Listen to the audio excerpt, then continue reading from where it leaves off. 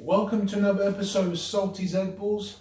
We're going to be continuing discussing about my favourite NFL head coaches of all time. Today we're going to be talking about the legendary head coach, Joe Gibbs. So, Joe Gibbs, famous for winning 3 Super Bowls with 3 different quarterbacks. He started off his career as the San Diego Chargers offensive coordinator in 1979. He worked under Coach Dan Coryell. He was an integral part of what is now known as the Air Coryell offense. In 1981, he was named the head coach of the Washington Redskins, where he worked with quarterback Joe Theismann. In his first season, he didn't go off to a great start. He started off the season 0-5, but managed to finish the season 8-8. In his second year in charge, Joe Gibbs managed to win his first Super Bowl, leading the team to Super Bowl 17, where they faced Don Shula's Miami Dolphins and winning that game 27-17. In 1983, the Redskins had another successful campaign, reaching another Super Bowl in Super Bowl 18, only to be defeated by the LA Raiders 38-9. 1987 was a successful year for Joe Gibbs. The season was disrupted by a lot of player strikes. He had to build a team of undrafted free agents and reserve squad players, led by quarterback Doug Williams.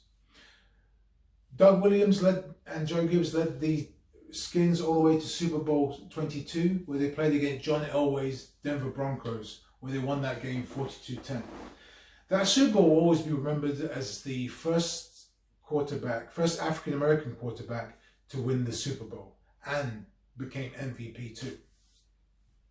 And in 1991, Joe Gibbs had another successful year with quarterback Mark Rippon, leading them to Super Bowl 26 and beating the Buffalo Bills 37-24. In 1993, he quit the Redskins and retired from the NFL in order to spend more time with his family. He was inducted into the Hall of Fame as a first ballot in 1996 and eventually went on to run his own NASCAR team and had similar success in that sport. In 2004, Gibbs decided to make a return to the NFL and have a second stint as Washington's head coach. In 4 years, he made 2 playoff appearances. In 2007, he decided to retire from the NFL as a head coach for good. Joe Gibbs had several personal issues with his family. His 2-year-old nephew suffered from leukemia, and his son suffered from a brain disorder. Joe Gibbs developed some of the finest players on offense and on defense. On offense, for example, he developed players like Joe Theismann, Doug Williams, Mark Rippon, Art Monk, Gary Clark, John Riggins, Ricky Sanders, and the famous Hogs O-line. And on defense, he developed players like Darryl Green, Dexter Manley, Charles Mann, just to name the few. Joe Gibbs for me is just a fascinating, not only just a head coach, but a fascinating individual. You look at his success, in 2 sports. Like, he was successful at NFL, and he managed to take that success and his philosophy into NASCAR racing. It's very, very impressive, and it's such an awesome feat. In the NFL, he won 3 Super Bowls with 3 different quarterbacks. He led the first ever African American quarterback to win the Super Bowl. He built a team from scratch in '87 of free agents and reserve squad players. He built the team and he led that team to the Super Bowl. I mean, that is pretty remarkable, and I don't think any head coach has done what he's done.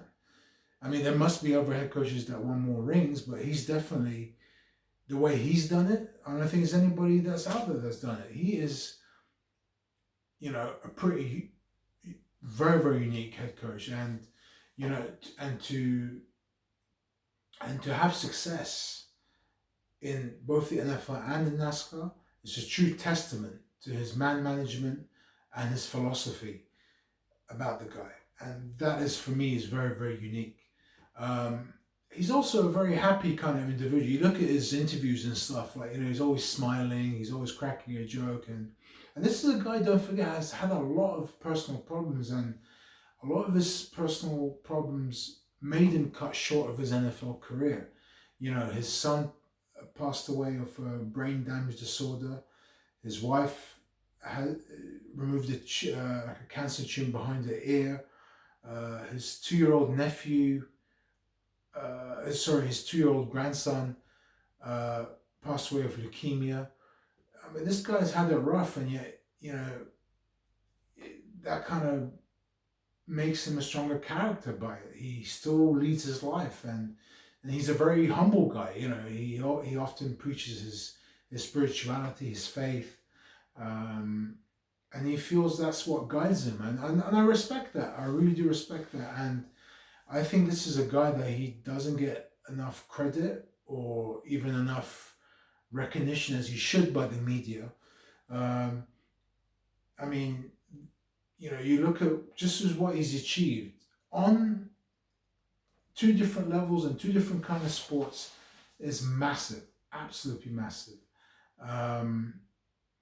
Joe Gibbs is certainly, in my books, definitely up there as one of the elite coaches in the NFL of all time. So that's my thought on Joe Gibbs. What do you think of Joe Gibbs? Do you think he's up there with the elite? Let me know what you think in the comment section below. Comment, like, and subscribe. Stay safe, guys, and hopefully I shall see you on the next one.